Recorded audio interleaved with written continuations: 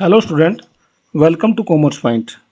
आज का ये लेक्चर उन स्टूडेंट के लिए काफ़ी इम्पोर्टेंट है जो नेट की तैयारी करना चाहता है या फिर दिसंबर के लिए नेट की प्रिपरेशन कर रहा है। आज के इस लेक्चर में हम जानेंगे कि नेट क्या होता है, उसकी एलिजिबिलिटी क्राइटेरिया क्या है, एज लिमिट क्या है, पैटर्न और उसका सिलेबस क्या है।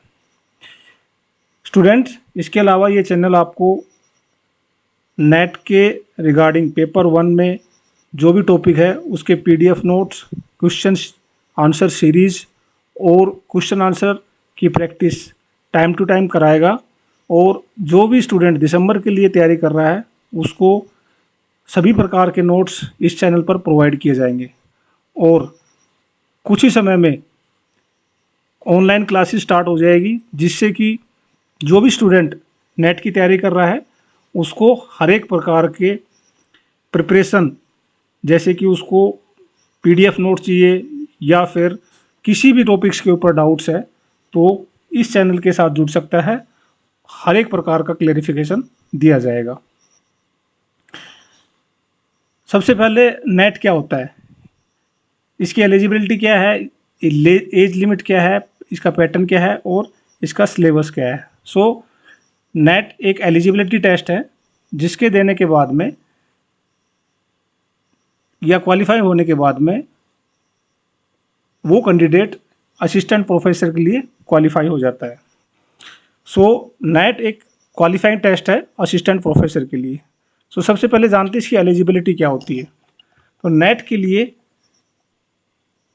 जर्नल या इकोनॉमिक वीकर सेक्शन के लिए मास्टर डिग्री में 55% मार्क्स लाना ज़रूरी है। और यदि आप SC, ST, OBC या PWD पर्सन विद डिसेबिलिटी या ट्रांसजेंडर हो तो 50% मार्क्स होने चाहिए आपकी मास्टर डिग्री में। इसके अलावा एज लिमिट, यदि आपने GRF करना है, जूनियर रिसर्च फेलोशिप करनी है, तो फिर आपको 31 ईयर एज तक की करनी होगी, जिसमें कि 5 साल का रिलैक्सेशन है SC, ST, OBC, women category, PWD और ट्रांसजेंडर के लिए। यदि आप नेट की प्रिपरेशन कर रहे हो नेट के लिए कोई अपर एज लिमिट नहीं है। ये इसकी एलिजिबिलिटी और एज लिमिट है। अभी हम आते हैं कि इसका सिलेबस क्या है। इसमें एक होता है पेपर 1 और एक होता है पेपर 2। पेपर 1 होता है जनरल पेपर होता है और पेपर 2 सब्जेक्ट बेस के ऊपर होता है। जो भी जिस सब्जेक्ट की तैयारी कर रहा है उस सब्जेक्ट के बेस के ऊपर होता है। पेपर 1 के अंदर ये जो मैंने पेपर 1 के जो सिलेबस है वो डाउनलोड किया है, UGC की वेबसाइट पे भी आपको मिल जाएगा। पेपर 1 100 मार्क्स का होता है और जिसमें कि आपको 50 क्वेश्चन पूछे जाएंगे, हर एक क्वेश्चन का 2 मार्क्स होता है। पेपर 1 एक जर्नल पेपर होता है जो कि टीचिंग और रिसर्च एप्टीट्यूड बेस होता है। पेपर 1 के अंदर कौन कौन सी यूनिट है, टोटल इसके अंदर 10 यूनिट्स होती है। Unit 1 teaching aptitudes. Teaching aptitudes में जैसे कि टीचिंग के कॉन्सेप्ट क्या है, उसके ऑब्जेक्टिव क्या है, लेवल ऑफ टीचिंग, उसमें मेमोरी, अंडरस्टैंडिंग, रिफ्लेक्टिव। इसके अलावा करेक्टरिस्टिक बेसिक रिक्वायरमेंट। इसी में सब टॉपिक है लर्नर्स करेक्टरिस्टिक, जिसमें कि characteristic of adolescent and adult learner. इसके अलावा इंडिविजुअल डिफरेंसेस। नेक्स्ट है factor affecting teaching related to, जैसे कि आपका teacher, learner, support material, instruction facilities, learning environment and institution. उसके बाद में है मेथड ऑफ टीचिंग, कि आप किस प्रकार के मेथड है टीचिंग के। तो teacher centred versus learner centred method, offline versus online method. अभी नए मेथड आ गए जिसको स्वयं हो गया या स्वयं प्रभा हो गया या मूक, जो कि न्यू मेथड इंट्रोड्यूस हुए हैं। इसके अलावा टीचिंग सपोर्ट सिस्टम, जिसमें कि ट्रेडिशनल मेथड क्या है और मॉडर्न मेथड क्या है और ICT बेस्ड मेथड क्या है। इवैल्यूएशन सिस्टम, जिसमें कि इवैल्यूएशन के एलिमेंट्स और टाइप क्या है उसकी।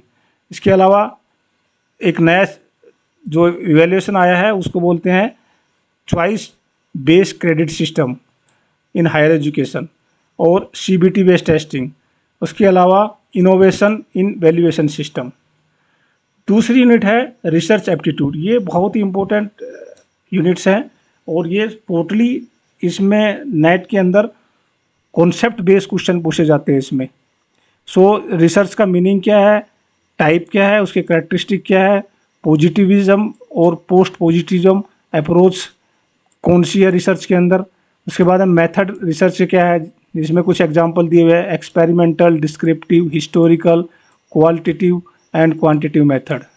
उसके बाद में स्टेप क्या है रिसर्च की, रिसर्च करते हैं तो उसकी जो स्टेप होती है उसके बारे में पूछा जाएगा। थेसिस और आर्टिकल राइटिंग है। उसके बाद में एप्लीकेशन ऑफ ICT है और रिसर्च एथिक्स है। सो ये रिसर्च का जो टॉपिक्स है ये काफ़ी कॉम्प्लिकेटेड है और इसके लिए काफ़ी हद तक तैयारी करनी पड़ेगी। इस चैनल पर आपको पूरे रिसर्च के नोट प्रोवाइड किए जाएंगे हर एक टॉपिक के, सब टॉपिक से, जैसे कि experimental research, descriptive research, historical research, हर एक को डिटेल में प्रोवाइड किया जाएगा। उसके बाद में तीसरी यूनिट है कंप्रीहेंसिव। इसमें पैराग्राफ टाइप जो आप नॉर्मल हर एक क्लास में, हर एक एग्ज़ाम में करते हो, वही कंप्रीहेंसिव आएगी और ये कंप्रीहेंसिव टाइप क्वेश्चन इसमें पूछे जाएंगे। उसके बाद में कम्युनिकेशन का यूनिट्स है, जिसमें कि आपको पूछा जाएगा कि कम्युनिकेशन का मतलब क्या है, मीनिंग्स, टाइप क्या है, उसके करेक्टरिस्टिक क्या है। उसके बाद में इफ़ेक्टिव कम्युनिकेशन क्या है, वर्बल और नॉन वर्बल कम्युनिकेशन क्या होता है, बैरियर टू इफेक्टिव कम्युनिकेशन और मास मीडिया एंड सोसाइटी। और यूनिट 5 के अंदर मैथमेटिक, रीजनिंग एंड एप्टीट्यूड है। सो इसके अंदर नॉर्मली 10th लेवल का मैथमेटिक पूछा जाएगा, बट काफ़ी कम समय होता है तो इसलिए इसकी प्रैक्टिस बहुत ज़रूरी है। Type of reasoning, number series, letter series, code and relationship. Mathematics aptitude में आपके फ्रैक्शन, टाइम एंड डिस्टेंस के question, ratio, proportion and percentage, profit and loss, interest and discount, average etcetera. Next unit 6 है logical reasoning. ये total logical reasoning है जिसमें कि Indian logic भी शामिल है। So understanding of structure of argument. उसके बाद में evaluation and distinction, deductive and inductive reasoning. उसके बाद में analogy, Venn diagram. Indian logic के अंदर आप मीन्स ऑफ नॉलेज है, जिसमें कि आपका परमाणास जिसको परसेप्शन बोलते हैं, अनुमान जिसको इन्फ्रेंस बोलते हैं, कंपैरिजन, शब्द, उसके बाद में अर्थपत्ति जिसको इम्प्लीकेशन के नाम से जानते हैं, और नॉन अपीरियंस जिसको अनुपलब्धि बोलते हैं। उसके बाद में स्ट्रक्चर एंड काइंड ऑफ अनुमाना, यानी कि इन्फ्रेंस के कितने स्ट्रक्चर है और किस प्रकार के है, व्याप्ति क्या होती है, और उसके बाद में फैलेसीज ऑफ इन्फेरेंस। सो ये जो पार्ट है ये इंडियन लॉजिक का पार्ट भी है जो इसके अंदर डाला हुआ है। इसके अलावा ये लॉजिकल रीजनिंग है जो कि नॉर्मल आपको लॉजिक बुक में मिल जाती है। इसकी भी प्रिपरेशन करना काफ़ी इम्पोर्टेंट है, ये भी काफ़ी टफ यूनिट मानी जाती है। इसके अलावा डाटा इंटरप्रिटेशन। सो डाटा इंटरप्रिटेशन नॉर्मली आप लोगों ने 10th क्लास से किया होगा, जिसमें कि चार्ट आता है या फिर क्वेश्चन बेस्ड होते हैं या फिर एक टेबल बेस्ड होते हैं। इस तरह से आपका डाटा इंटरप्रिटेशन का सवाल दिया जाएगा और उससे आपके 5 क्वेश्चन बनेंगे। सो एक टेबल होगा या फिर एक चार्ट होगा, इस तरह से दिया जाएगा। सो इसकी भी प्रैक्टिस हम टाइम टू टाइम कराएंगे डाटा इंटरप्रिटेशन की, और इसके शॉर्टकट जो भी तरीके हैं वो इस चैनल पर प्रोवाइड किए जाएंगे। उसके बाद है ICT, information and communication technology, जिसमें कि आपको बेसिक टर्मिनोलॉजी पूछी जाएगी। उसके बाद में इंटरनेट और इंटरनेट, ईमेल, वीडियो कॉन्फ्रेंसिंग के बेसिक पूछे जाएंगे। Digital initiative in higher education, ICT and governance. Next unit 9 के अंदर people development and environment. So इसके अंदर जो है पीपल डेवलपमेंट इन्वायरमेंट के अंदर डेवलपमेंट एंड इन्वायरमेंट, जिसमें कि आपके मिलेनियम डेवलपमेंट गोल है जो कि 8 गोल है, और फिर इसके बाद में सस्टेनेबल डेवलपमेंट गोल जो कि 17 गोल है। उसके बाद में ह्यूमन एंड इन्वायरमेंट इंटरेक्शन है। उसके बाद में एंथ्रोपोलॉजी एक्टिविटीज़ है, और उसके बाद में इन्वायरमेंटल इश्यूज़ है। सो ये यूनिट 9 के अंदर पूछा जाएगा। और जो यूनिट 10 है उसके अंदर हायर एजुकेशन है कि हायर एजुकेशन के इंस्टीट्यूट कौन से थे मॉडर्न इंडिया के अंदर और एशियंट इंडिया के अंदर कौन कौन से थे, और अभी कौन कौन सी पॉलिसी चल रही है। तो जितने भी पेपर 1 है, ये पेपर 1 टोटल 100 मार्क्स का आएगा, और जिसमें कि 50 क्वेश्चन आपको पूछे जाएंगे। सो हर एक क्वेश्चन का जो मार्क्स होगा वो 2 मार्क्स का होगा। सो ये पेपर 1 है। ओके, अभी आता है पेपर 2। तो पेपर 2 इस चैनल पर पेपर 2 की कॉमर्स का प्रोवाइड किया जाएगा। सो मैं अभी आपको कॉमर्स के बारे में बताऊंगा कि कॉमर्स की कौन कौन सी यूनिट्स पेपर 2 में है। तो टोटल 10 यूनिट्स है। देखिए, जैसा कि आपने देखा कि पेपर 1 में 10 यूनिट्स थी, तो पेपर 2 में भी कॉमर्स की 10 यूनिट्स है।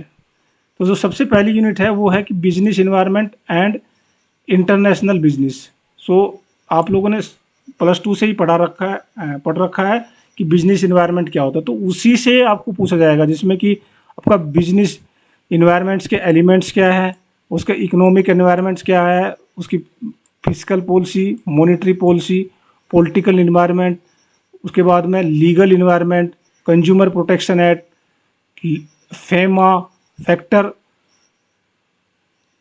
And their influence on the business और CSR, scope of importance of international business, globalisation and drivers, mode of entry international business.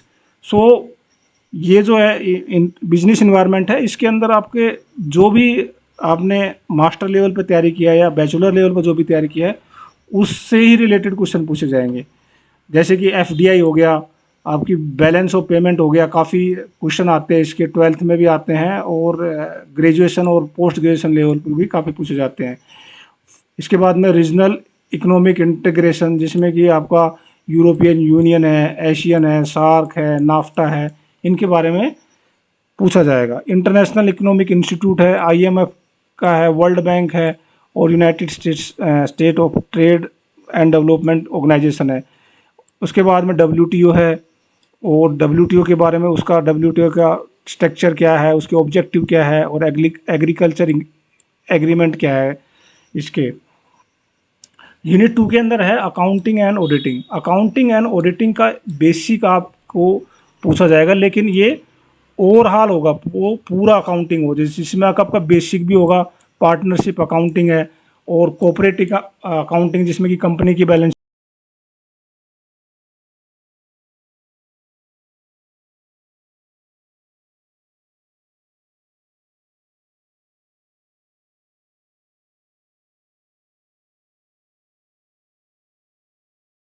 Financial statement analyse, जिसमें कि आपका रेशियो एनालाइज होता है, फंड फ्लो होता है, कैश फ्लो होता है।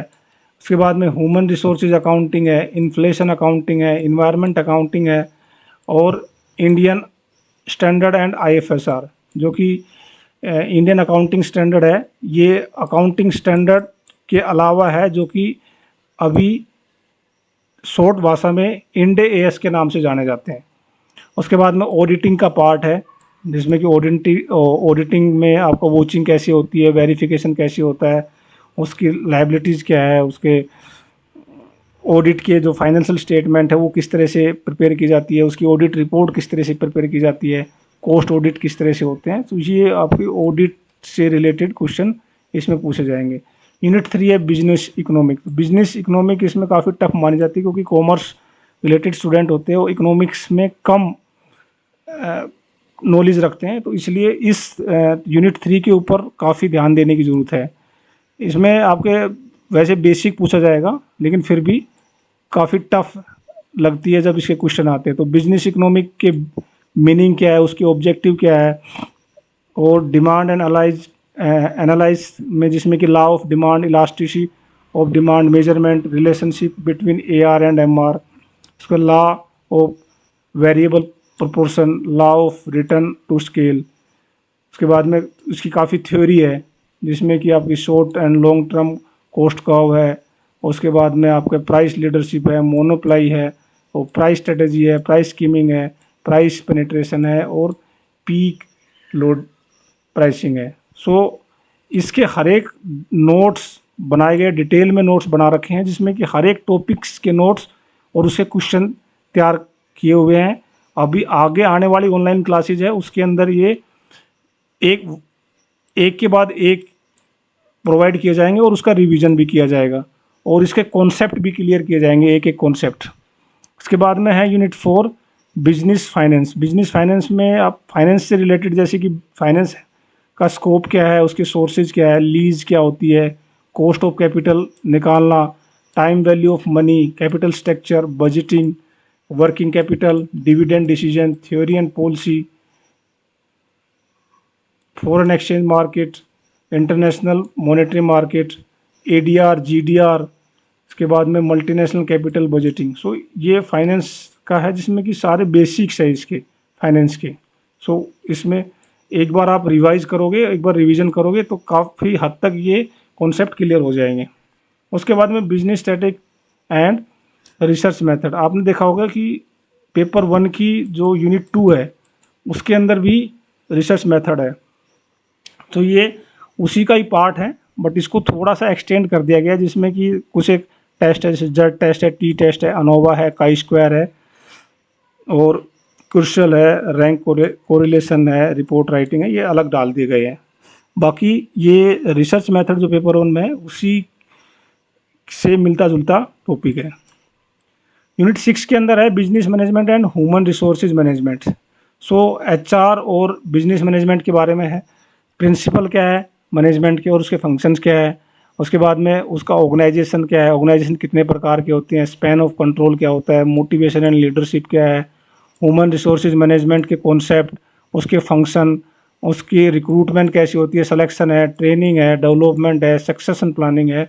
सो ये एचआर के टॉपिक्स है, एचआर के बारे में पूछा जाएगा। उसके बाद में परफॉर्मेंस अप्रेजल है, जो 360 डिग्री परफॉर्मेंस अप्रेजल का भी टॉपिक है। कलेक्टिव बार्गेनिंग है, वर्कर पार्टिसिपेशन इन मैनेजमेंट है। उसके बाद में परसेप्शन, एटीट्यूड है, इमोशनल है, ग्रुप डायनेमिक है। सो आप देखो कि इसमें पूरा जो है एचआर से रिलेटेड टॉपिक डाले हुए हैं पूरे। सो तो ये एचआर से, और ये ध्यान रहे कि ये जो इसका सिलेबस है किसी एक बुक में, पर्टिकुलर बुक में नहीं मिलेगा या किसी ऑथर की बुक में नहीं मिलेगा। इसको आपने खुद के नोट्स बनाने पड़ेंगे और खुद से तैयारी करनी पड़ेगी, हर एक बुक से लेकर बुक ढूंढ कर। सो इस चैनल पर आपको सब कुछ प्रोवाइड होगा इस तरह से 1 बाय 1। सितंबर के बाद में इसमें आपको टेस्ट सीरीज भी डाली जाएगी, जिससे कि आपको पिछले कुछ सालों के 7-8 साल के क्वेश्चन पेपर प्रोवाइड किए जाएंगे और उसकी प्रैक्टिस भी की जाएगी। नेक्स्ट यूनिट 7 है बैंकिंग एंड फाइनेंशियल इंस्टीट्यूट, जिसमें कि आपका बैंकिंग रिलेटेड पूरा है कि आरबीआई के फंक्शन क्या है, आरआरबी क्या होते हैं, उसके बाद में role and monetary policy management क्या होती है, एनपीए के बारे में पूछा जाएगा, एनबीएफसी है, और फाइनेंशियल रेगुलेटर इन इंडिया है। इसके अलावा पूरा जितना भी आरबीआई के फंक्शन है और आईआरडी के फंक्शन है वो यूनिट 7 के अंदर पूछे जाएंगे। यूनिट 8 मार्केट मैनेजमेंट से रिलेटेड है, जिसमें कि मार्केट के कॉन्सेप्ट क्या है, मिक्स मार्केट क्या होती है, स्ट्रेटेजिक मार्केट प्लानिंग क्या है, उसके बाद में पीएलसी प्रोडक्ट लाइफ साइकिल के बारे में, उसके बाद में प्राइसिंग डिसीजन है, कौन कौन से फैक्टर इफेक्ट करते हैं प्राइस डिटर्मिनेशन के लिए, प्राइस पॉलिसी है और स्ट्रेटेजिक है। इसके बाद में प्रमोशन डिसीजन है, उसके बाद में role of promotion in marketing है, डिस्ट्रीब्यूशन डिसीजन है, चैनल ऑफ डिस्ट्रीब्यूशन है, मैनेजमेंट है कि चैनल का मैनेजमेंट कैसे किया जाएगा। उसके बाद में सर्विस मार्केटिंग है, लॉजिस्टिक मैनेजमेंट है। सो ये जो टॉपिक है ये पूरा मार्केट मैनेजमेंट का है यूनिट 8।